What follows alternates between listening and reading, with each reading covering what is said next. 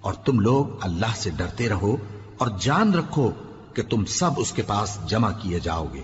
اور کوئی شخص تو ایسا ہے جس کی گفتگو دنیا کی زندگی میں تم کو دلکش معلوم ہوتی ہے، اور وہ اپنے معافی ضمیر پر یعنی اس بات پر جو اس کے دل میں ہے اللہ کو گواہ بناتا ہے، حالانکہ وہ سخت جھگڑالو ہے۔ اور جب پیٹ پھیر کر چلا جاتا ہے تو زمین میں دوڑتا پھرتا ہے تاکہ اس میں فتنہ انگیزی کرے اور کھیتی کو برباد اور انسانوں اور حیوانوں کی نسل کو نابود کر دے، اور اللہ فتنہ انگیزی کو پسند نہیں کرتا۔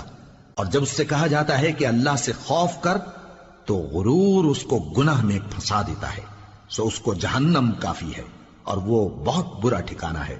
اور کوئی شخص ایسا ہے کہ اللہ کی خوشنودی حاصل کرنے کے لیے اپنی جان بیچ ڈالتا ہے، اور اللہ بندوں پر بہت مہربان ہے۔ مومنو، اسلام میں پورے داخل ہو جاؤ اور شیطان کے پیچھے نہ چلو۔